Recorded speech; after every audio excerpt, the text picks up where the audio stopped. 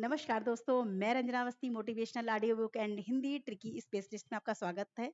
आज मैं आपके लिए लेके आई हूँ सरस्वती पांडे, गोविंद पांडे की बुक। क्योंकि मैंने बोला था ना आपसे कि ये बुक मुझे बहुत अच्छी लगी पढ़ने में, क्योंकि पॉइंट्स वाइज इसमें सारा कुछ दिया गया है। तो आज से मैं स्टार्टिंग करूंगी इसकी, ठीक है? और इसका प्रथम भाग पढ़ेंगे, देखेंगे कहाँ तक जा सकता है। ठीक है, तो ये बुक सबसे बेस्ट है, तो इसको जो हम लोग पढ़ना स्टार्ट करते हैं, ठीक है? हिंदी साहित्य लेखन की परंपरा, ठीक है? देखिए, ये हम लोग पद्य से पढ़ना स्टार्ट कर रहे हैं, ठीक है? हिंदी साहित्य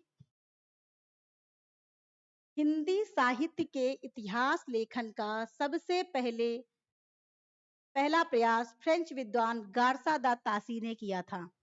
सबसे पहला प्रयास किसने किया था? गार्सा दा तासी ने, ठीक है?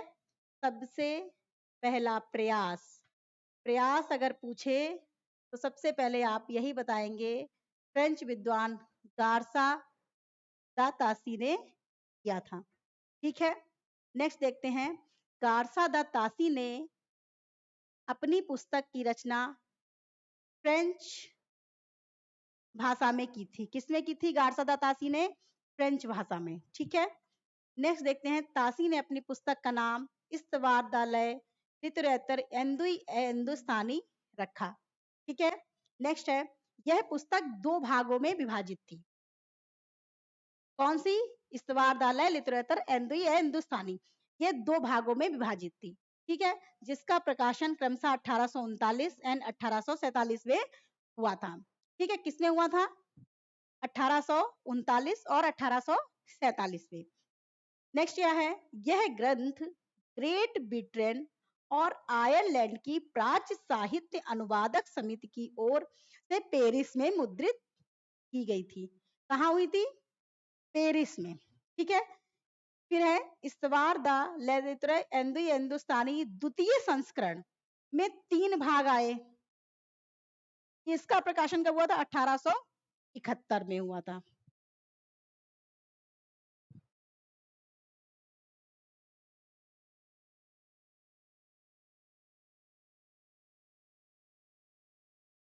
देखिए, पहला जो आया, पहला इसमें जो था, पहला भाग था उसमें 1839 में और एक था 1847 में, ठीक है? तो उसके बाद जब दूसरा आया द्वितीय संस्करण, तो उसमें इसके 2 भाग थे, ठीक है? और जब दूसरा जब आया तो वो उसका कब हुआ द्वितीय संस्करण? 1871 में। ये 2000 आई थिंक 21 की टीजीटी में आया था, ठीक है? ये हो गया। नेक्स्ट देखेंगे,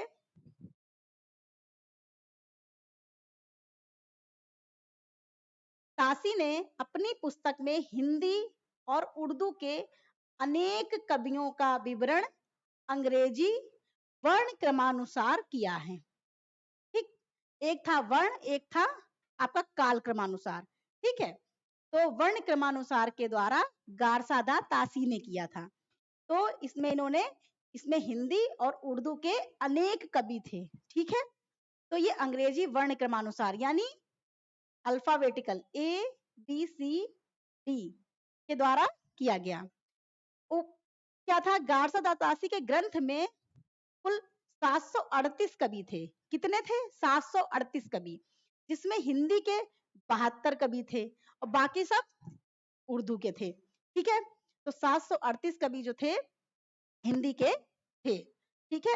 वो 738 कवि ओवरऑल थे, हिंदी के 72 थे, शेष उर्दू के थे। तो इसमें क्या समझ में आया? गारसा दत्तासी सबसे पहले थे। इनकी बुक कौन सी थी? इस्तवार द लिटरेचर हिंदुस्तानी। इसका प्रकाशन, इसके पहला प्रकाशन जो उनका हुआ था, तो उसमें क्या था? 2 भाग हुए, 1839 और 1800 आपका 47, ठीक है? हाँ, 1847, ठीक? फिर जो दूसरा संस्करण आया, उसमें इन्होंने 1871 में किया, ठीक है? इसमें कवि कितने थे? 738 थे और जो हिंदी के कवि थे वो कितने थे? 72 थे, ठीक? बाकी सब उर्दू के थे।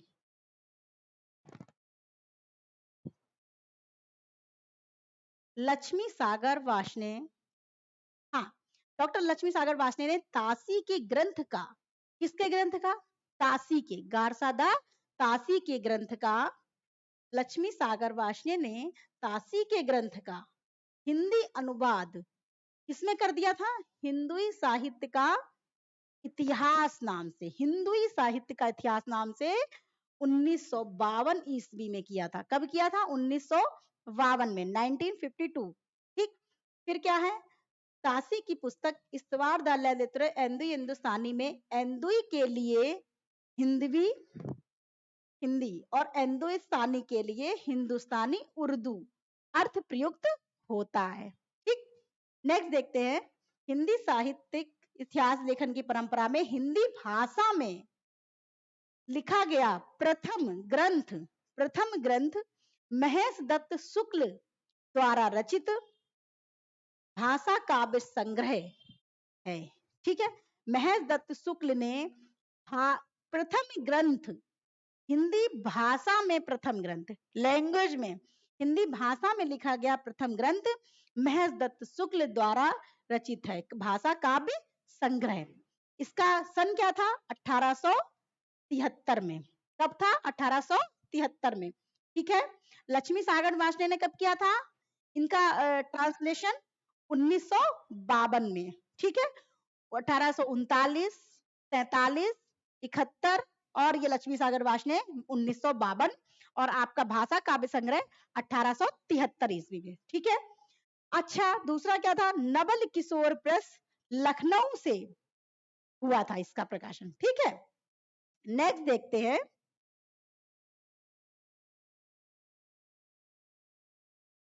हाँ, शिव सिंह सेंगर ने शिव सिंह सरोज नाम से हिंदी भाषा में दूसरा महत्वपूर्ण इतिहास ग्रंथ रचा।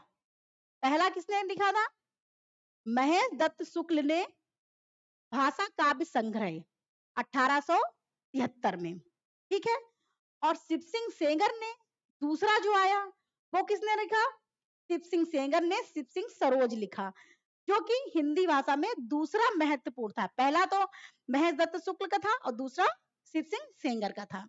तो शिव सिंह सरोज जो रचना लिखी गई मोस्ट इंपॉर्टेंट है, मोस्ट इंपॉर्टेंट है। प्रकाशन 1883 में हुआ था। किसमें हुआ था? शिव सिंह सरोज 1883 में। किसने लिखी थी? शिव सिंह सेंगर ने। अब क्या है? शिव सिंह सरोज में 1838 दिया जाता है, 1 सहस्त्र भाषा कवियों का जीवन चरित्र और उनकी कविताओं के उदाहरण दिए गए हैं। क्या दिया गया? शिव सिंह सेंगर में शिव सिंह सरोज में जो दिया गया 1883 में, इन्होंने इसमें 1 सहस्त्र कवि थे।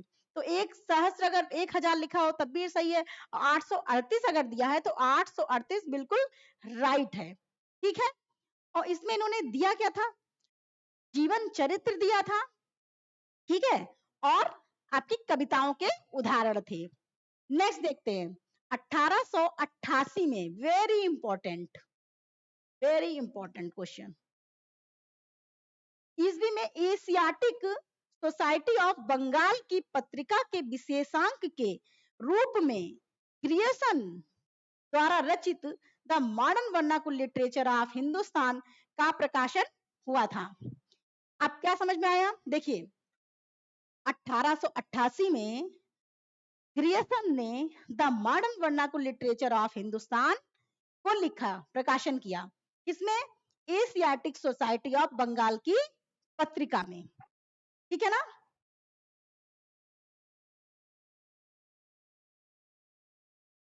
नेक्स्ट देखते हैं।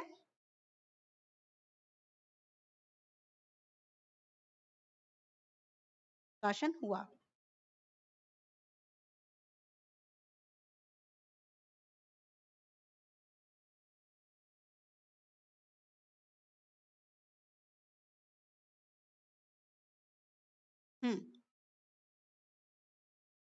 चार्ल्स गिब्सन द्वारा रचित the modern vernacular literature of Hindustan को सच्चे अर्थों में हिंदी साहित्य का पहला इतिहास ग्रंथ माना।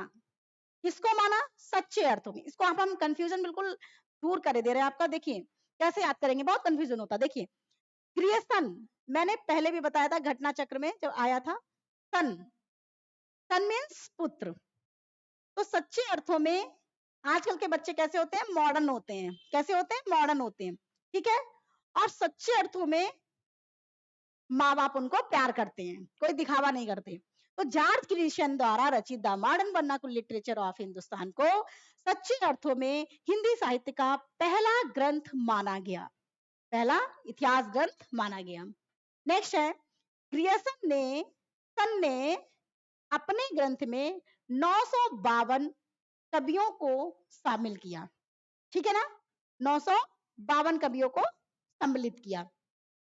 अब है तक किशोरीलाल गुप्त ने, किशोरीलाल गोस्वामी भी है बट किशोरीलाल गुप्त है, ये याद रखिएगा, गुप्त है, बनिया है, ठीक है ना।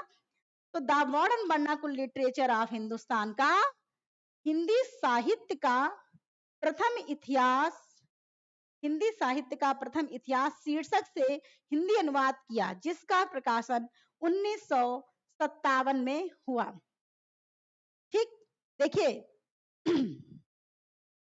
ग्रियर्सन ने अपने ग्रंथ में 952 कवियों को शामिल किया। कितने, 952, 952 कवियों को शामिल किया, जिसमें किशोरीलाल गुप्त ने इसका ट्रांसलेशन किया वर्नाकुलर लिटरेचर ऑफ हिंदुस्तान का, किसमें किया, हिंदी साहित्य का, हिंदी साहित्य का प्रथम इतिहास शीर्षक से, हिंदी साहित्य का प्रथम इतिहास कब किया, 1957 ईस्वी में, ठीक है। नेक्स्ट देखते हैं,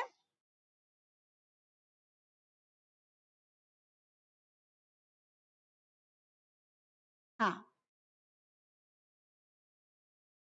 विभिन्न युगों की काव्य प्रवृत्तियों की व्याख्या करते हुए उनसे संबंधित सांस्कृतिक परिस्थितियों व प्रेरणा स्रोतों का उद्घाटन किया। प्रथम प्रस्तुत ग्रंथ को विभिन्न कालखंडों में विभक्त किया गया तथा प्रत्येक अध्याय काल विशेष का सूचक है।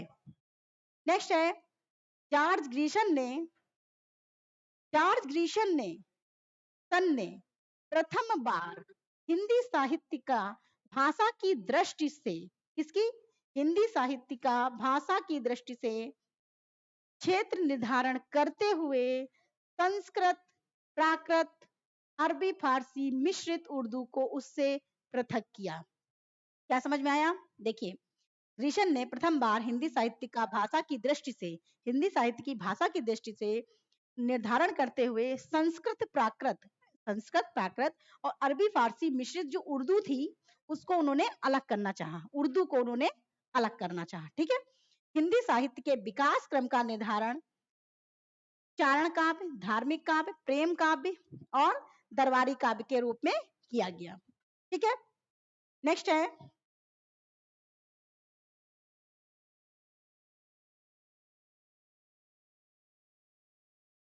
हम्म 16वीं 17वीं शताब्दी के युग भक्ति काल को हिंदी काव्य का स्वर्ण युग माना, किसने, ग्रिशन ने। ग्रिशन की महत्वपूर्ण उपलब्धि थी, इन्होंने 16वीं 17वीं शताब्दी के युग भक्ति काल को हिंदी का, ये क्वेश्चन एक बार आया था कि ये जो है स्वर्ण युग किसको माना जाता, किस काल को, तो भक्ति काल को माना जाता, ठीक है। मिश्र बंधु ने, मिश्र बंधु विनोद में सबसे इंपॉर्टेंट, मोस्ट इंपॉर्टेंट,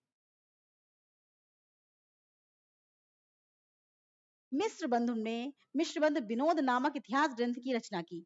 मिश्र बंधु ने मिश्र बंधु विनोद नामक ग्रंथ की रचना की। मिश्र बंधु में गणेश, श्याम और सुखदेव बिहारी, ये आपको याद होने चाहिए। देखिए सबसे पहले गणेश जी की पूजा करते हैं, फिर किसकी करते हैं, गणेश श्याम, श्याम यानी कृष्ण जी की, उसके बाद में सुखदेव जी की, ठीक है ना, सुखदेव जी, गणेश श्याम सुख, ठीक। इन्होंने मिश्र बंधु नामक इतिहास ग्रंथ की रचना की, जिसमें 3 कवि थे, ये गणेश, श्याम और सुखदेव, ठीक है। मिश्र बंधु विनोद 4 भागों में विभक्त है, जिसके प्रथम 3 भाग का प्रकाशन सन 1913 में, चतुर्थ भाग का 1934 में। कैसे याद करेंगे, इसके 4 भाग हुए, इसके कितने हुए, 4 भाग हुए। उसमें क्या था, प्रथम में जो फर्स्ट था उसमें 3 भाग थे, 1 2 3, जिसका कब हुआ 1913, 3 से 13 याद रखिए, 3 13। और चौथा जो था 1934 में। ठीक, इसमें कवि कितने थे? 4591 कवियों का वर्णन था। ठीक है, जीवन वृत्त था।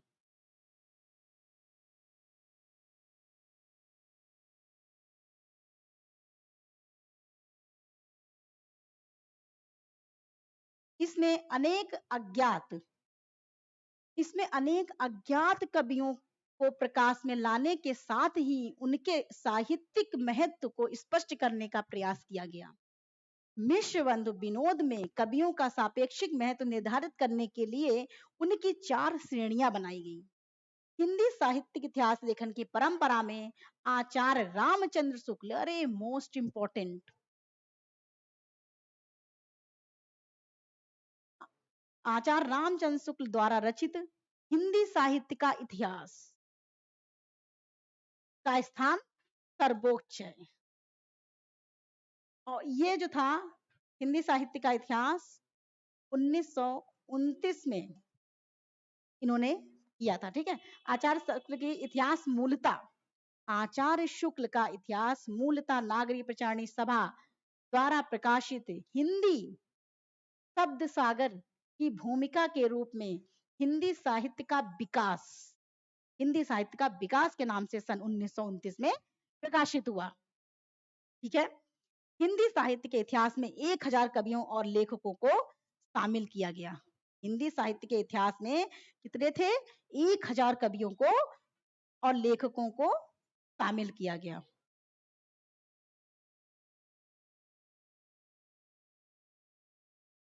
शामिल किया गया।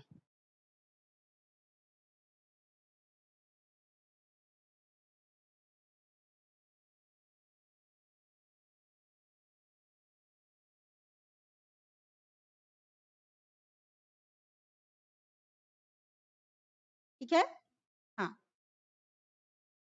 फिर है आचार्य रामचंद्र शुक्ल ने शिव सिंह सेंगर, आचार्य रामचंद्र शुक्ल ने शिव सिंह सेंगर, जॉर्ज ग्रिशन तथा मिश्र बंधुओं के इतिहास को कवि वृत्त संग्रह कहा।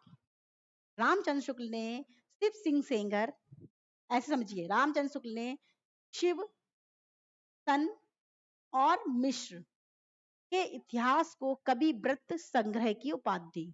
ठीक, संज्ञा से अभिहित किया। अब क्या था? आचार्य रामचंद्र शुक्ल ने लिखा है, जबकि प्रत्येक देश का साहित्य वहां की जनता की वहां की जनता की चित्रवृत्ति का संचित प्रतिबिंब होता है। अच्छा, दूसरा क्या है इसमें, आपको इतनी ज्यादा याद करने की जरूरत नहीं है, मैंने तो बस ऐसे याद कर लिया था। आचार्य शुक्ल ने कहा, ये अधिकतर इनका आप मोस्टली देखेंगे जनता की चित्रवृत्ति, ये जनता से ज्यादा इन्होंने, जिसके में अधिकतर इनके जो है सेंटेंसेस में जनता होता है। ठीक है, तो जनता, ये हो गया आपका, समझ जाइए, हो गया, आपको याद हो गया, जैसे आप देखेंगे तुरंत आपको याद हो जाएगा। आचार्य शुक्ल ने आचार्य शुक्ल ने साहित्य इतिहास की को आलोचना से पृथक किया तथा अपने विकासवादी एवं वैज्ञानिक दृष्टिकोण का परिचय दिया। अच्छा, इन्होंने क्या किया था? आलोचना से पृथक किया था। ठीक है, शुक्ल ने साहित्य के इतिहास को आलोचना से पृथक कर दिया और अपने विकासवादी और वैज्ञानिक दृष्टिकोण का परिचय दिया। इन्होंने दिखाया कि मेरे अंदर विकास और वैज्ञानिकता है, तो मैं इसको अलग करने की कोशिश कर रहा हूँ। ठीक है, फिर आचार्य शुक्ल ने इतिहास के प्रति एक निश्चित सुस्पष्ट दृष्टिकोण का परिचय देते हुए युगीन परिस्थितियों के संदर्भ में विकास क्रम की व्याख्या करने का प्रयास किया। ठीक है, आचार्य शुक्ल ने काल विभाजन, अच्छा दूसरा क्या है, सबने दिया है काल विभाजन, बट इनका सबसे ज्यादा इंपॉर्टेंट है। ठीक, काल विभाजन के अंतर्गत हिंदी साहित्य के 900 वर्षों, इतने 900 वर्षों के इतिहास को 4 सुस्पष्ट काल में खंडों में विभाजित कर दिया। अच्छा देखिए, जब तक कोई भी चीज ढेर सारी होगी तो कुछ नहीं हो सकता, उसको हम लोग खंडों में जब विभाजित कर देते कि 1 से लेके 10 तक जैसे हम लोग बच्चों को जब टेबल याद करने के दे देते हैं, पूरा हम लोग कह रहे हैं कि 2 से लेकर 20 तक उसको याद करो, उसके लिए बहुत ही टेंशन वाला चीज हो जाएगी। अगर हम लोग कहेंगे 2 से लेके मतलब 2 से लेके पहले आप 5 तक याद कर लीजिए, फिर 5 से लेके 10 तक, फिर 10 से लेके आपका 15 तक, 15 से लेके आपका 20 तक, तो अब सही तरीका हो जाएगा। तो इन्होंने ही ऐसा किया, 900 वर्षों के इतिहास को इन्होंने 4 कालों में सुस्पष्ट कर दिया, ठीक है, 4 खंडों में। तो क्या हुआ? हुआ ये कि हाँ, शुक्ल जी ने भक्ति काल को 4 भागों या शाखाओं में बांटकर उसे सर्वप्रथम शुद्ध दार्शनिक और धार्मिक आधार पर प्रतिष्ठित कर दिया। कैसे? देखिए, सबसे पहला क्या था? भक्ति काल। इन्होंने कैसे किया? भक्ति काल, फिर निर्गुण धारा, फिर सगुण धारा। सबसे पहले क्या आया? निर्गुण, निराकार ब्रह्म की उपासना, फिर सगुण धारा, साकार, ठीक है। फिर निर्गुण धारा के 2 थे, ज्ञानाश्रयी और प्रेमाश्रयी। ज्ञानाश्रयी में कौन था? कबीर, रैदास वगैरह थे। प्रेमाश्रयी में जायसी, कुतुबन बंजन, ये सब थे, ठीक है। फिर राम भक्ति शाखा और कृष्ण भक्ति। राम भक्ति में कौन था? आपके तुलसीदास थे, ठीक है, और बहुत सारे कवि थे। कृष्ण भक्ति में आपके सूरदास जो मेन है, ठीक है, बाकी मेन तो सभी हैं। फिर क्या हुआ? फिर जो है रामचंद्र शुक्ल ने, हाँ जी, रामचंद्र शुक्ल ने अपने इतिहास में पहली बार कवियों और साहित्यकारों के जीवन चरित्र संबंधी इतिवृत्ति के स्थान पर उनकी रचनाओं के साहित्यिक मूल्यांकन को प्रमुखता दी। किसके? जीवन चरित्र संबंधी इतिवृत्ति, इतिवृत्ति के स्थान पर उनकी रचनाओं के साहित्यिक मूल्यांकन को प्रमुखता दी। अब देखते हैं एडविन ग्रीव्स, ये भी बहुत इंपॉर्टेंट है। एडविन ग्रीव्स महोदय ने 1917 में अंग्रेजी भाषा में स्केच ऑफ हिंदी लिटरेचर नाम से हिंदी साहित्य का एक संक्षिप्त इतिहास ग्रंथ लिखा। संक्षिप्त यानी छोटा सा, ठीक है। इन्होंने हिंदी साहित्य इन्होंने हिंदी साहित्य के इतिहास के 5 विभाग किए। कितने किए? 5 विभाग किए। फिर क्या हुआ? 1920 में FEK ने अंग्रेजी भाषा में a history of Hindi literature नाम से एक इतिहास ग्रंथ लिखा, ठीक। एडविन ग्रीव्स का कौन सा था? 1917 में था, a sketch of Hindi literature. इसको याद कैसे करेंगे? ये ग्रीव्स लिखा, कभी कभी यहाँ पे जा भी दे देते हैं, तो जा से मैच करते हुए चा याद कर लीजिए, simple. 1917 FEK 1920 a history of Hindi literature, ठीक।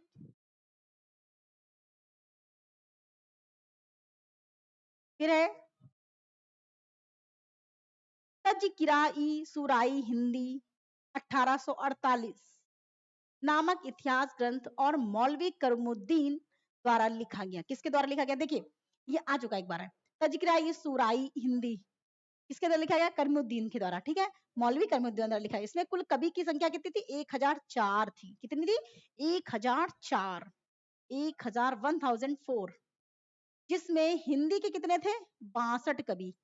मात्र इन्होंने हिंदी के 62 कवि लिए, ठीक है, हिंदी के 62 कवि थे, बाकी सब उर्दू के, ठीक है। प्रथम इस ग्रंथ में प्रथम बार काल क्रम का ध्यान रखा गया। काल क्रम का, पहले क्या था?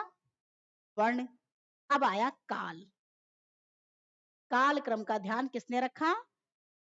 मौलवी करमुद्दीन ने, ठीक है। फिर है आचार्य हजारी प्रसाद द्विवेदी ने इतिहास ग्रंथ की रचना क्रमशः हिंदी, एक्चुअली जो PDF बनवाई गई ना, उसमें उन्होंने ऊपर नीचे सब ऐसे कर दिया। हिंदी साहित्य की भूमिका 1940 में, हिंदी साहित्य उद्भव और विकास 1952 में, हिंदी साहित्य का आदिकाल 1952 में नाम से प्रकाशित किया। किसने? आचार्य हजारी प्रसाद द्विवेदी ने। तो आचार्य हजारी प्रसाद द्विवेदी का कैसे याद करेंगे आप? देखिए,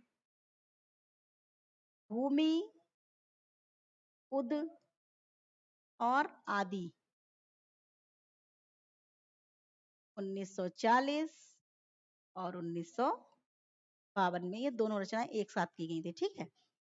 आचार्य द्विवेदी ने अपने इतिहास में परंपरा की निरंतरता का अनुशीलन करते हुए एक व्यापक इतिहास दर्शन की भूमिका तैयार की, ठीक। डॉक्टर राम कुमार वर्मा ने हिंदी साहित्य का आलोचनात्मक इतिहास लिखा। ठीक है, देखिए राम कुमार वर्मा, देखिए सबसे पहले क्या था, आचार्य हजारी प्रसाद द्विवेदी। आचार्य हजारी प्रसाद द्विवेदी का आता है, तो इसमें आपका कैसे आएंगे, भूमि उद आदि, ठीक है, 1940 1952 1952, ठीक है। और राम कुमार वर्मा, राम कुमार वर्मा का कौन सा था, हिंदी साहित्य का आलोचनात्मक इतिहास।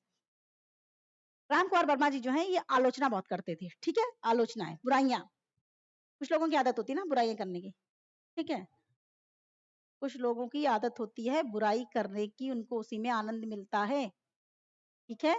अब देखिए आचार्य का गया, डॉक्टर वर्मा ने अपने, हाँ, आलोचनात्मक इतिहास जो प्रकाशन था 1938 में था, ऐसे समझ लीजिए राम कुमार वर्मा जी ने 1938 में 38 साल के जब ये थे, जब ये सक्सेस नहीं हो पाए तो इन्होंने आलोचना करना स्टार्ट कर दिया। ठीक, क्या समझ में आ गया।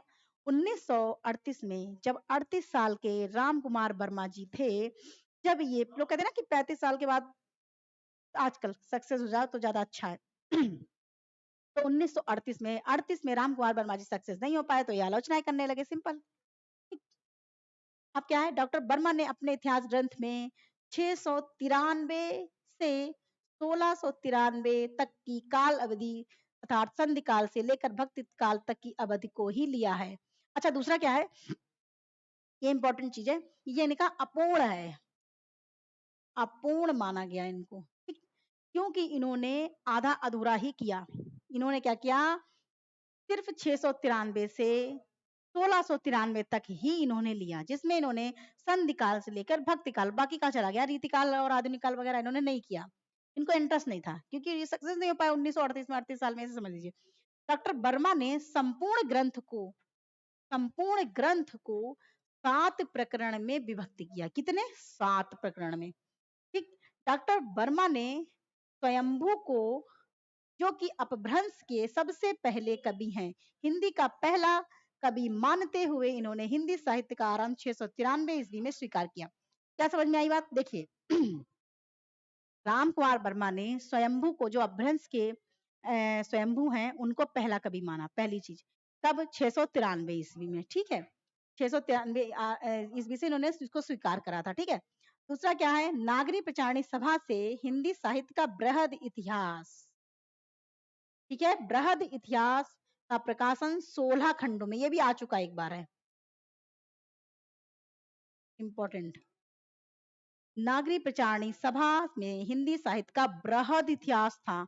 अब जब इतना बड़ा इतिहास था तो क्या हुआ, उन्हें 16 खंडों में विभाजित करना पड़ा, ठीक।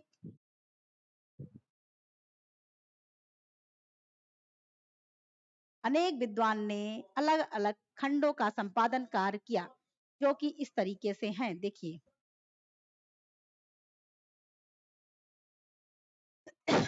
इसको कैसे याद करेंगे, 16 खंड थे इसके, ठीक है।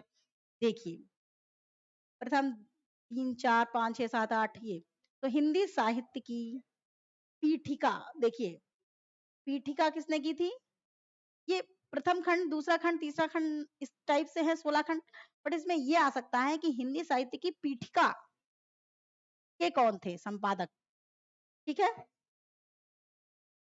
संपादक कौन थे, हाँ, ठीक है ना। तो देखिए इसको आप कैसे करेंगे, इसको ऐसे करेंगे, कैसे करेंगे, ऐसे करेंगे, देखिए हिंदी साहित्य की पीठिका,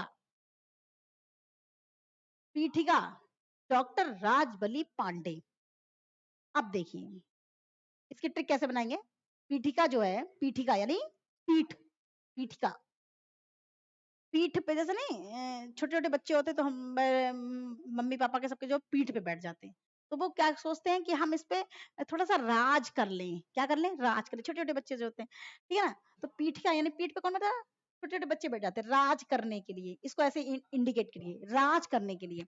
हिंदी भाषा का विकास, अब देखिए हिंदी भाषा का विकास, अच्छा हिंदी साहित्य का जो था, हिंदी साहित्य का इतिहास था, ये हिंदी साहित्य का विकास है, तो हिंदी भाषा का विकास, भाषा का विकास यानी लैंग्वेज का विकास, धीरेन्द्र वर्मा, धीरेन्द्र वर्मा, धीरेन्द्र।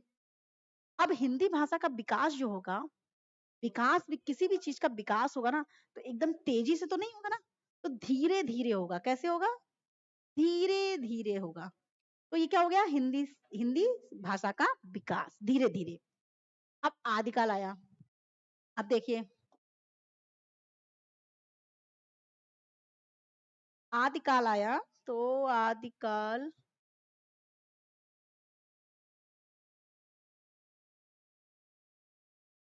हाँ आदिकाल देखिए, आदिकाल का क्या है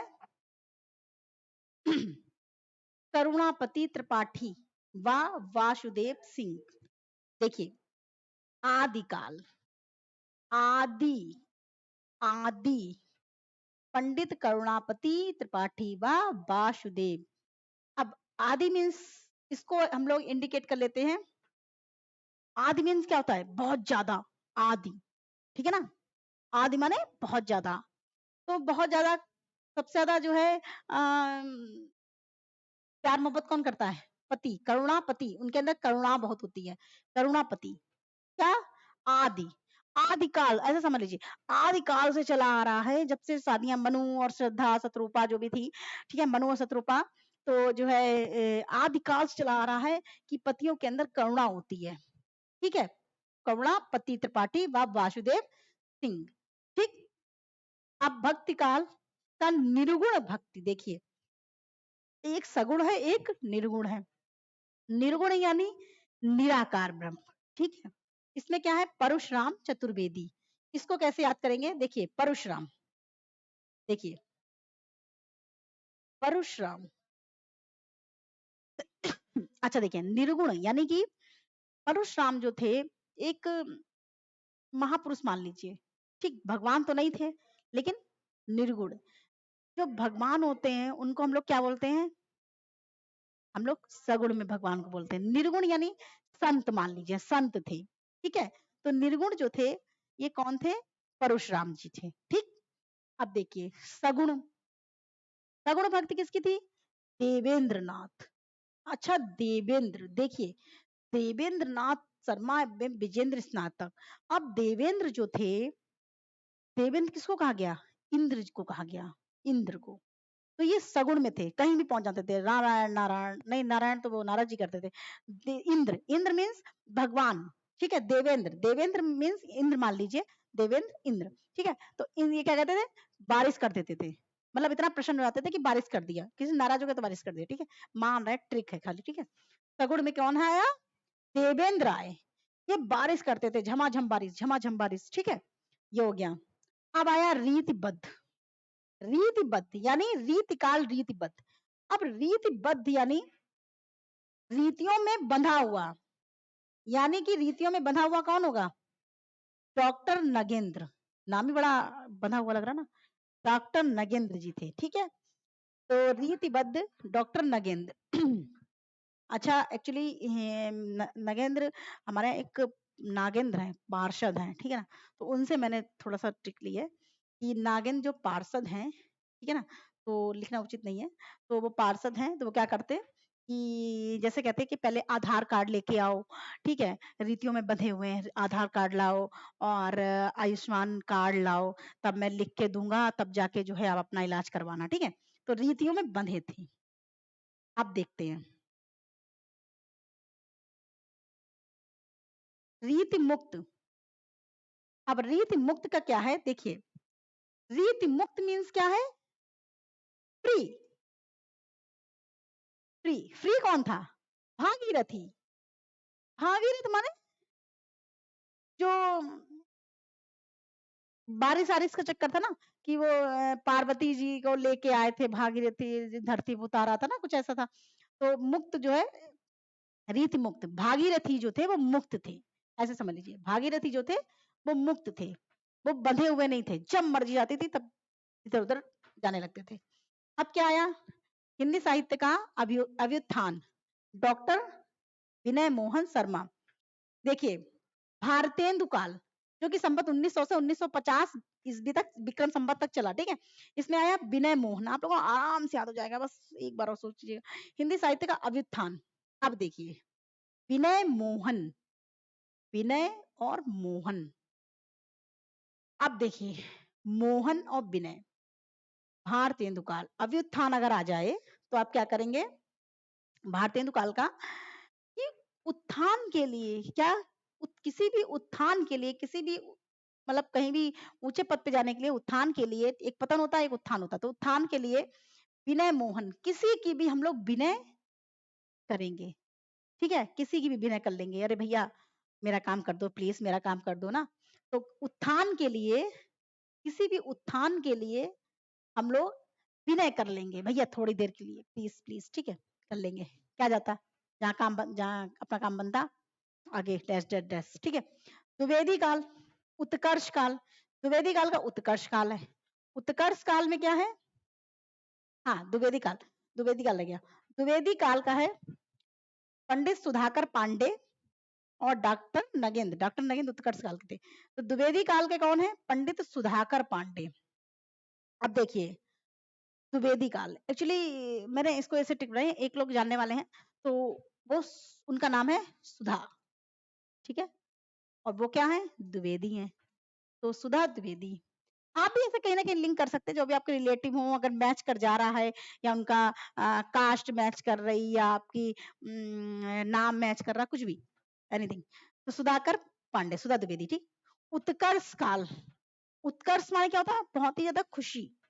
अब देखिए ये नगेंद्र है ना, मैंने ऊपर क्या बताया था, नगेंद्र रीतिबद्ध हैं, ठीक है, लेकिन उत्कर्ष काल, उत्कर्ष माने बहुत ही उत्कर्ष मीन्स, देखिए ऐसे समझिए, उत्कर्ष मीन्स बहुत ही ज्यादा खुश होना ही है, खुशी होना ही समझ लीजिए। नगेंद्र, क्योंकि भाई जो पार्षद होगा वो खुश तो होना ही चाहिए ना, जाहिर सी बात, मैं भी पार्षद बन जाऊं भैया, मैं भी खुश हो जाऊंगी।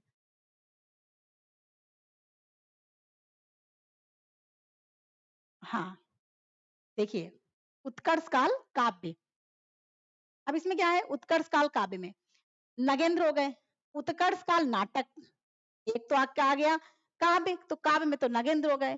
अब जो पार्षद है तो एक बार डांस वांस गाना वाना कर रहे हैं, ठीक है। और उत्कर्ष काल नाटक, नाटक जो है सावित्री सिंह और दशरथ ओझा। अच्छा दूसरा आपने देखा होगा सावित्री, सत्यवान और सावित्री की कहानी सुनी होगी आपने, तो नाटक सावित्री।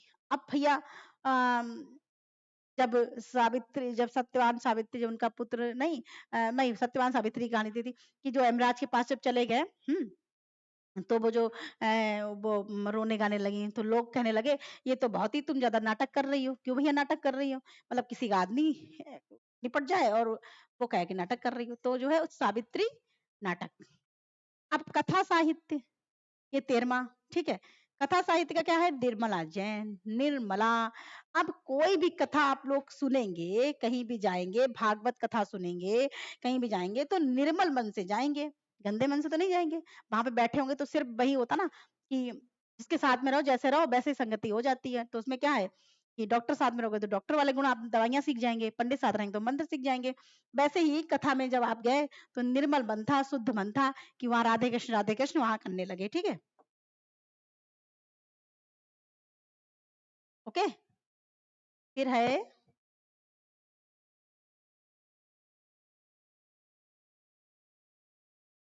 उसने गड़बड़ कर दिया ना एक्चुअली, पीडीएफ बनाने वाले ने बहुत,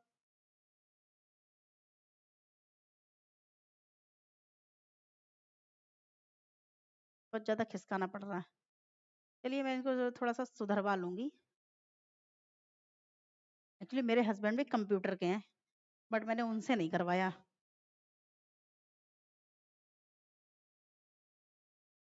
मैंने साइबर कैफे पे करवाया, और साइबर कैफे वाले को अकल वकल नहीं थी, उसको नहीं मालूम कैसे करना है। ठीक है, अब आ गया 13वां, 13वें में क्या है, समालोचना, समालोचना, निबंध पत्रकारिता। तो ये क्या था, लक्ष्मी नारायण, लक्ष्मी नारायण। अब देखिए इसको कैसे लिंक करते हैं, समालोचना, एक आलोचना होती है, एक समालोचना होती है। तो आलोचना मीन्स बुराई, समालोचना मीन्स तारीफ, ठीक है। तो समालोचना, अब लक्ष्मी नारायण यानी लक्ष्मी की पत्नी, नारायण जी की पत्नी लक्ष्मी, तो नारायण जी की पत्नी जो है लक्ष्मी जी, तो वो किसी की बुराई नहीं करती, बहुत अच्छी हैं, ठीक है, पैर दबाती रहती विष्णु भगवान के, तो जाहिर सी बात है अच्छी ही है, ठीक है। तो वो किसी की बुराई नहीं करती, समालोचना करती, हर किसी की तारीफ करती, अरे इसको ये दे दो, इसको वो दे दो ना, बस ट्रिक। पत्रकारिता मतलब पत्र वाला काम करती, किसी ने लक्ष्मी जी से कहा कि मेरा काम ये वाला करवा देना, तो नारायण से कहा ये काम करवा नारायण जी उनका काम कर देते, ठीक है।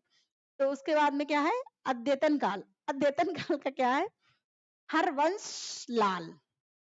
अब देखिए अद्यतन, अद्यतन के कैसे लिंक करेंगे, तन, अद्यतन, तन, हरवंश। अब जो हरवंश का आदमी होगा वो क्या सोचेगा, मेरा तन साफ सुथरा हो, नहाए धोए हुए, गंदे संदे ना हो। हरवंश, हरवंश, हर, हरवंश वो क्या सोचेगा, मेरा तन भैया साफ सुथरा हो, गंदे ना हो, ठीक है ना, याद हो गया, बिल्कुल याद हो गया। आंतर भारतीय हिंदी साहित्य, नागेंद्र और राहुल संस्कृतायन।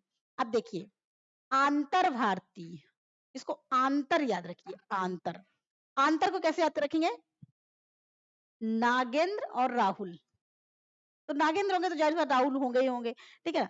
आंतर, अब मैंने क्या बताया था कि नागेंद्र जो है वो पार्षद, ठीक है ना, पार्षद हैं, तो वो काव्य के हैं, वो डांस वांस कर लेते, ठीक है। और उसके बाद में अंतर, तो नगेंद्र जो है वो क्या करते हैं, अंतर ऊपर से तो वो कह देते हैं, रीतिबद्ध में थे कि वो ले आना, आयुष्मान कार्ड ले आना और आपका आधार कार्ड ले आना, तो मैं काम कर दूंगा, ठीक है। देखिए अंतर मन में सोचते हैं, क्यों मैं परेशान कर रहा हूँ, मुझे परेशान नहीं करना चाहिए, गरीब आदमी है, परेशान, गरीबों को वैसे भी परेशान नहीं करना चाहिए।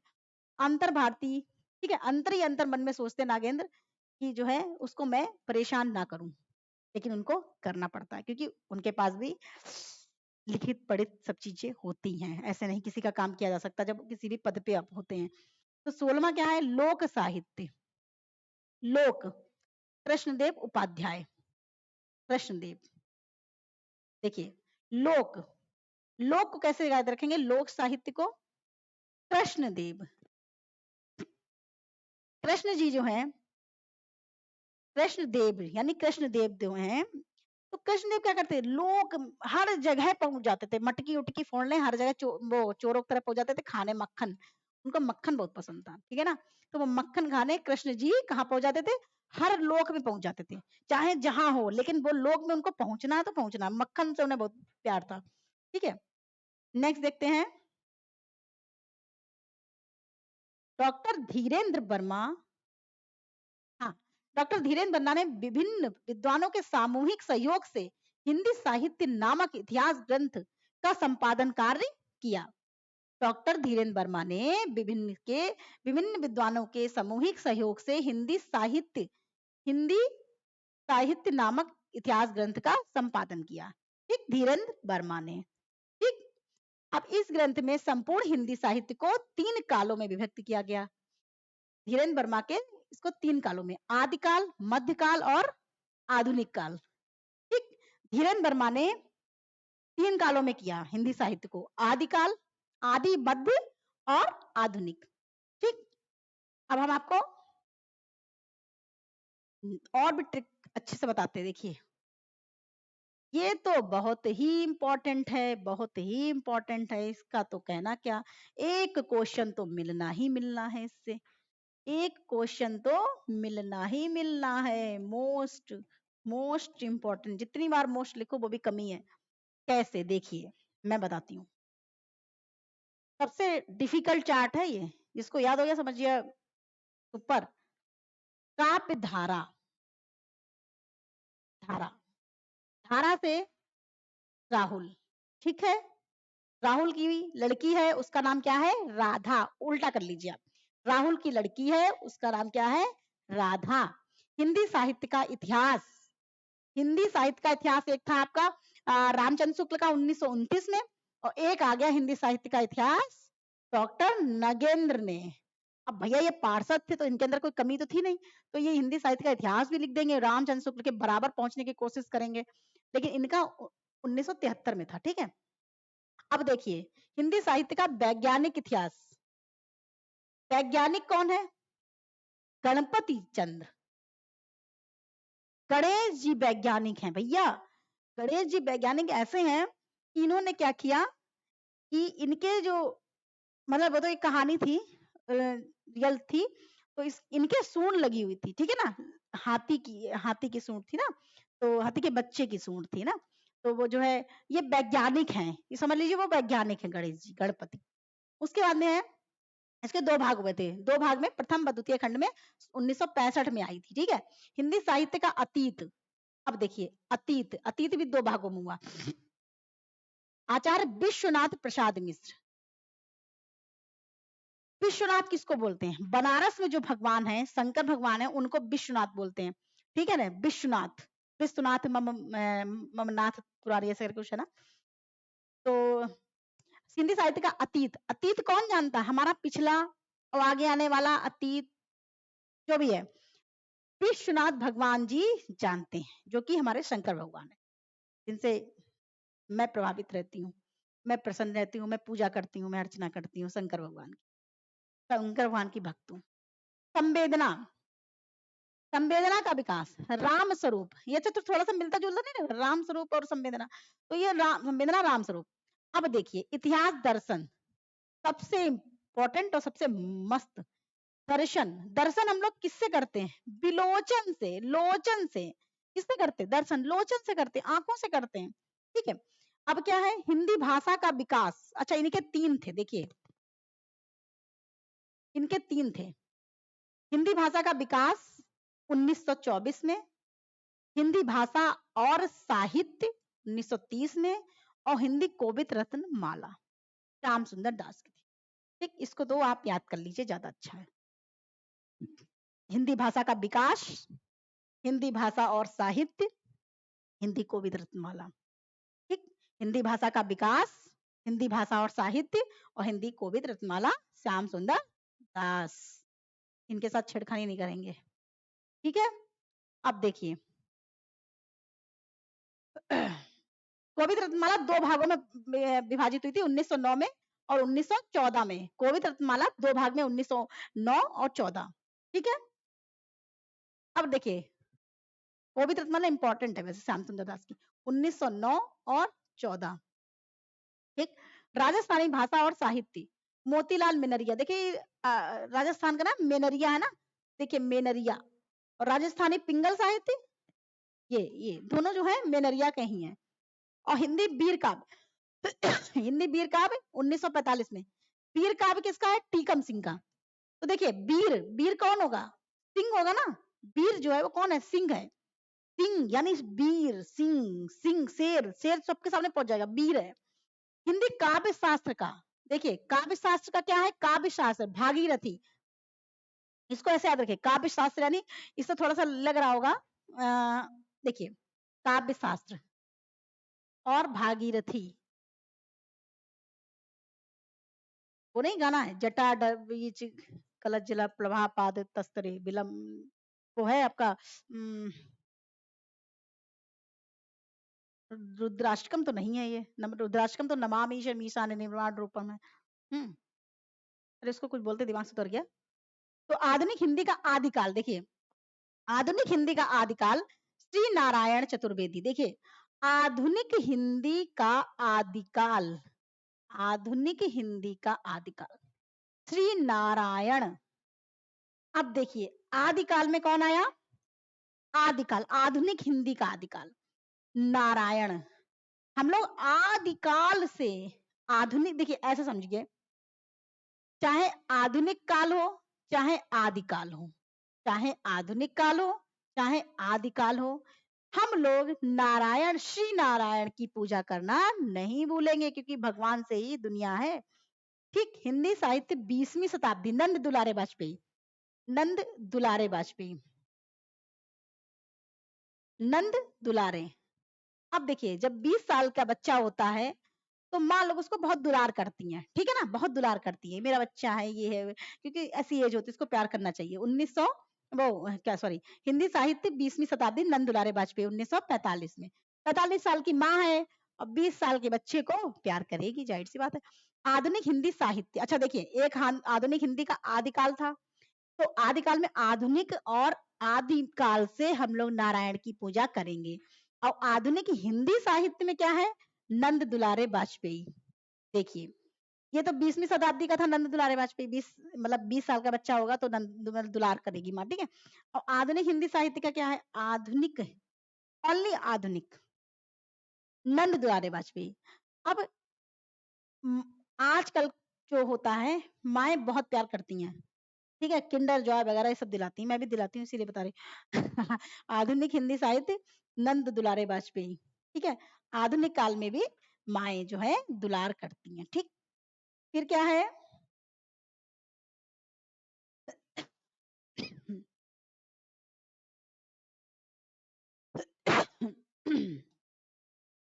हिंदी साहित्य का इतिहास 1931 में।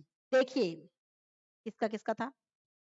एक तो आपका था हिंदी साहित्य का इतिहास रामचंद्र शुक्ल का 1929 में। दूसरा हिंदी साहित्य का इतिहास डॉक्टर नगेंद्र का। नगेंद्र का कैसे था? वो तो कुछ भी कर सकते हैं। हिंदी साहित्य का इतिहास 1931 में रमाशंकर शुक्ल रसाल का था। ठीक है? 3 थे। रामचंद्र जी का, रामचंद्र शुक्ल का, फिर नगेंद्र का और रमाशंकर शुक्ल का। तो ये भी देखिए, इसको ऐसे आप लिंक कर सकते हैं, हिंदी साहित्य का इतिहास रमा का है। लेकिन ये नहीं आते हैं, रामचंद्र शुक्ल वाला ही 1929 वाला पूछा था। हिंदी भाषा उद्भव और विकास। अब देखिए, इसको ऐसे याद कर लीजिए, उद्भव और उदय मिला ना, उद्भव और उदय, ठीक है? हिंदी साहित्य का विमर्श पद्मलाल पुन्नालाल बख्शी 1923 में। विमर्श, विमर्श और बख्शी को याद कर लीजिए, विमर्श और बख्शी, ठीक है? कविता कौमुदी, कविता और कौमुदी राम नरेश त्रिपाठी। कविता कौमुदी, देखिए राम नरेश जी हैं, राम नरेश त्रिपाठी जी हैं, इनकी बच्ची का नाम क्या है? कविता। ओके? भाषा काव्य संग्रह, ये हम लोगों ने पढ़ा था 1873, महेश दत्त शुक्ल पढ़ा था ना, दूसरा था। ओके? वो ये पहला था। भाषा काव्य संग्रह ये पहला था, ठीक है? दूसरा जो था वो था आपका शिव सिंह सेंगर का शिव सिंह सरोज। ओके? ये हमारा हो गया। इसके बाद में आपका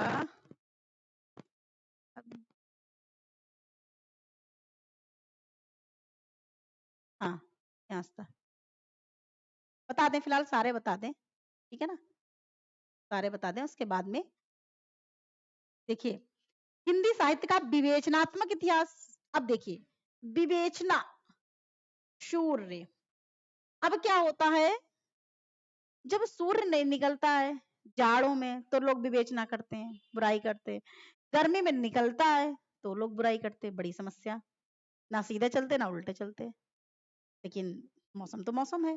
तो विवेचना सूर्य की, किसकी? सूर्य की। आधुनिक हिंदी साहित्य का इतिहास, आधुनिक हिंदी साहित्य का इतिहास कृष्ण शंकर शुक्ल। देखिए, आधुनिक, ओनली आधुनिक हिंदी साहित्य का इतिहास, वो आधुनिक भाषा का था, ये आधुनिक हिंदी साहित्य का इतिहास, ठीक है? कृष्ण शंकर शुक्ल, कृष्ण शंकर शुक्ल। अब दो दो लोग आ गए इसमें, कृष्ण जी भी आ गए, कृष्ण जी भी आ गए, शंकर जी भी आ गए। तो इसमें क्या हो गया?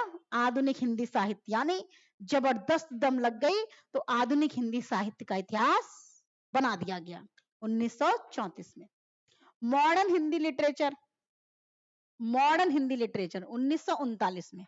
अच्छा, दूसरा हमारे यहाँ एक इंद्रनाथ मदान, मेरे यहाँ एक रिलेटिव में है, तो उनको मैंने जोड़ लिया इंद्र, ठीक है? इंद्र से क्या है? मॉडर्न है, ओनली मॉडर्न, एक मॉडर्न बनना को लिटरेचर ऑफ हिंदुस्तान ये है, तो ये तो गारसा तासी का ये नहीं। Modern Hindi literature, only literature, 3 word, 1 2 3, ये किसका है? इंद्र, ठीक है? फिर खड़ी बोली हिंदी साहित्य का इतिहास, खड़ी बोली हिंदी साहित्य का इतिहास। खड़ी बोली, देखिए खड़ी बोली, अब खड़ी बोली है ब्रज। अब हम लोग ब्रज जब जाएंगे तो खड़े खड़े जाएंगे। कैसे जाएंगे? खड़े खड़े। कि जब लाइन लगी होगी ब्रज में तो कोई बैठ तो जाएगा नहीं वहां पे, ठीक है? ब्रज में लाइन लगी होगी, सब लोग खड़े खड़े जाएंगे वहां पे। आप जाना भी चाहिए खड़े खड़े, बैठ के कोई कड़ेल कड़ेल के थोड़ी ना जाएगा ना। 1941 का। अब आधुनिक हिंदी साहित्य, बड़ा कंफ्यूजन, आधुनिक हिंदी साहित्य, आधुनिक ये आधुनिक वो। आधुनिक हिंदी साहित्य का इतिहास क्या है? कृष्ण शंकर शुक्ल। आधुनिक हिंदी साहित्य का इतिहास जबरदस्त दम लगा के, ठीक है? कृष्ण और शंकर जब मिल गए तो आधुनिक हिंदी साहित्य का निर्माण कर दिया। अब आधुनिक हिंदी साहित्य, क्योंकि इन्होंने इतिहास इतिहास नहीं लिखा, देखिए ये इतिहास नहीं है इसमें, इन्होंने खाली आधुनिक हिंदी साहित्य लिख दिया। किसने लिख दिया? लक्ष्मी सागर। अब जाहिर सी बात, सागर में जो होगा तो वो पूरा इतिहास थोड़ी लिख देगा, सागर की बातें ही लिखेगा ना आधुनिक हिंदी साहित्य। तो जो कहाँ गया आधुनिक हिंदी साहित्य, आधुनिक हिंदी साहित्य जो है आधुनिक हिंदी साहित्य किसने लिखा? जब आधुनिक हिंदी नॉर्मल सागर में जो होगा, लक्ष्मी जी ने सागर की बातें बताई, ये थोड़ी इनका तुम इतिहास लिख दो, क्या इतिहास तो किसने लिखा? कृष्ण और शंकर ने लिख दिया, जब दो लोग मिल जाएंगे। ब्रज माधुरी सार किसका? वियोगी हरि का, ही तो मिल ही रहा है, ब्रज माधुरी और वियोगी हरि, ठीक है। थोड़े से बचे हैं बस। उसके बाद में कहाँ गया हिंदी साहित्य का दूसरा इतिहास। अब इसको मैंने भैया ऐसे याद किया, देखिए हिंदी साहित्य का दूसरा इतिहास, क्योंकि इतने सारे हैं दिमाग खराब हो जाता। दूसरा जैसे ही देखो वैसे ही बच्चन सिंह लगा लो, बच्चन सिंह। बच्चन सिंह कैसे? देखिए इसमें थोड़ी सी अलग ट्रिक है। बच्चन सिंह यानी मैंने अमिताभ बच्चन से जोड़ा, ठीक है ना, अमिताभ बच्चन से। तो अमिताभ बच्चन के दो बच्चे हैं, कौन कौन है बताइए? एक अभिषेक और एक श्वेता, ठीक है ना। अभिषेक श्वेता इनके बच्चे ना दोनों। तो मैंने हिंदी साहित्य का दूसरा इतिहास यानी कि दो बच्चे किसके? बच्चन सिंह के, ठीक। हिंदी साहित्य का आधा इतिहास। अब आधा इतिहास जो है कौन लिखेगा? जिसके पास दम नहीं होगी, बिल्कुल दम नहीं होगी, पूरा तक पहुंचेंगे नहीं, आधे तक पहुंच के काम खत्म। 2003 में लिखा गया, ये नया था, 2003 में सुमन राजे का था, सुमन, ये भी मेरे एक जानने वाली हैं, ठीक है ना। तो मैंने आधा इनसे जोड़ दिया, इन्होंने पूरा काम नहीं किया, आधा काम किया। हिंदी साहित्य का मौखिक इतिहास मौखिक इतिहास में हमने क्या लिंक किया? मौखिक नीलाभ। अब देखिए इसको ऐसे, मौखिक इतिहास जो है तो नीलाभ को कैसे है, वो गाना आपने सुना होगा, नीले नीले अंबर पे चांद जब आए। तो मौखिक, हम लोग मौखिक गाना गाते ना, जब नीला नीला आकाश होता है तो हम लोग क्या गाना गाते हैं? नीले नीले अंबर पे चांद जब आए, ठीक है, ये हो गया नीला। ओझल नारी, ये मैंने ऐसे याद किया, मैं अपना बता रही हूँ, ठीक। ओझल नारी 2013 का, ये नया है, जब मेरा बड़ा बेटा, उसका बर्थ है 2013 का, ठीक है ना। उसका 2 जुलाई 2013 को वो धरती पे आया था मेरे हाथों में। मेरे दिन, मेरे जिंदगी का सबसे बड़ा दिन था भाई। हिंदी साहित्य का ओझल इतिहास, तो ओझल नीरजा माधव, इनको मैंने ऐसे लिंक किया। देखिए मेरा जो था एक फ्लैट है, तो वहां पे जो सबसे बड़ा अधिकारी जो होता ना, तो वो नीरजा कुछ नाम था, पता नहीं क्या था, उनका नाम ही नीरजा था, ठीक है। और भैया उनसे जब बात करने गए तो बहुत ज्यादा अलग तरीके से बात कर रही थी, ठीक है ना। बहुत ही ओझल नारी थी, कैसी थी? ओझल नारी, बहुत ही ओझल नारी थी। तो इस तरीके से मैंने याद किया है। अब नेक्स्ट जो हम लोग पढ़ेंगे हिंदी साहित्य का काल विभाजन और नामकरण, ये भी मैं बहुत इतना अच्छे से आपको याद कराऊंगी कि आप भी देखते रह जाएंगे। ये है हिंदी साहित्य का काल विभाजन और नामकरण, ठीक है। इसका यहां से हम लोग स्टार्ट करते हैं नेक्स्ट वीडियो में। और सबसे मोस्ट इंपॉर्टेंट जो है वो रामचंद्र शुक्ल जी का है, हालांकि सारे लोगों को बताएंगे लेकिन सबसे इंपॉर्टेंट इन्हीं का माना गया, ठीक है, इनका रामचंद्र शुक्ल जी का। तो जो है आई थिंक आप लोगों को ये ट्रिक अच्छी लगी होगी, समझ में आई होगी। तो आप लोग मेरे कहने से 2 बार वीडियो को देख लेंगे तो आपको 100% आपको ये चीज दिमाग में फिट हो जाएंगी, ठीक है। क्योंकि सबसे ज्यादा डिफिकल्ट यही चार्ट होते हैं जो याद करना मुश्किल हो जाता है। आधुनिक गद्य, आधुनिक विकास, क्योंकि मैंने बहुत पापड़ बेले तब जाके याद हो पाई, ठीक है, बहुत ज्यादा दिमाग लगाना पड़ता है। तो आप लोगों को सब किया कराया मिल रहा है, आप लोग भी लिंक लगा ली, लिंक ना लगाइए, चाहे लगा भी सकते हैं, बट मैंने तो पक्का पकाया दे दिया, ठीक है। तो आराम से आप उसको देखिए। और ये मेरी इच्छा थी कि मैं सरस्वती पांडे, गोविंद पांडे की बुक पढ़ाऊं, ठीक है, क्योंकि मुझे बहुत अच्छी बुक लगती ये है कि इसमें एक एक पॉइंट पॉइंट इतना प्यारा दिया हुआ है कि सारा इंपॉर्टेंट है। अच्छा दूसरा एक और है, ये जब मैं गद्य और पद्य, जब ये दोनों को पूरा कर लूंगी, ठीक है, उसके बाद में जो पीछे का पोर्शन है तो वो लेके आऊंगी व्याकरण, ठीक है। और एक मेरे पास नोट्स है, बहुत सुंदर नोट्स है, उसमें तो कोई लाइन वाइज है ही नहीं, उन्होंने मतलब बिल्कुल चार्ट से दे रखा है कि हिंदी से वो गारसादा तासी, ठीक है, इनका क्या था, कितने विभागों में हुआ, कितने भागों में हुआ, कब सन में हुआ, उसमें ज्यादा कुछ दिए नहीं है, सिर्फ मतलब पॉइंट वाइज दिया गया है। बहुत सुंदर सा नोट्स है, ठीक है। और दूसरा ये, अगर आपको सरस्वती पांडे गोविंद पांडे का पीडीएफ चाहिए हो तो प्लीज इस नंबर पे आप कांटेक्ट कर सकते हैं, 930503। हाँ ये एक्चुअली ना, इस फिर से लिखे दे रहे हैं, 9305035029। इस नंबर पे आप कॉल करके, ठीक है, ये व्हाट्सएप नंबर भी है, तो आप इस पे कॉल कर सकते हैं और व्हाट्सएप पे भी मैसेज करके आप पीडीएफ को ले सकते हैं। बट मेरे पास गद्य और पद्य का पीडीएफ है, ये जो आगे का काव्य शास्त्र है और जो पीछे के हैं ये मेरे पास नहीं है, ठीक है। तो मेरे पास गद्य और पद्य का, क्योंकि इसके लिए जैसे कि आप लोग इसमें पढ़ रहे हैं, ठीक है, तो मैंने बहुत सारा सर्च किया तो मुझे नहीं मिली पीडीएफ, बट मैंने जो है इसको करवाया है गद्य और पद्य का पीडीएफ, क्योंकि बाकी जो जैसे व्याकरण वगैरह है वो तो मोस्टली सारा कुछ सब सेम होता है, ठीक है। और दूसरी चीज क्या है, सारी बुक्स में एक जैसा होता है। अगर आपको संधि आ गई, ट्रिक आ गई आपको, तो आप कहीं से भी कुछ कर लेंगे, तो उसको पढ़ाने का कोई औचित्य नहीं है, ठीक है। तो गद्य और पद्य जो मेन था वो मैंने सोचा इसका पीडीएफ निकलवाना, क्योंकि बहुत ही कॉस्टली पड़ रहा था, ठीक है ना। तो आपको अगर चाहिए हो तो आप इस नंबर पे कांटेक्ट कर लीजिए, ठीक है। और सब अच्छा मन लगा के पढ़िए। Thank you so much, all the best. मिलते हैं फिर नेक्स्ट वीडियो में।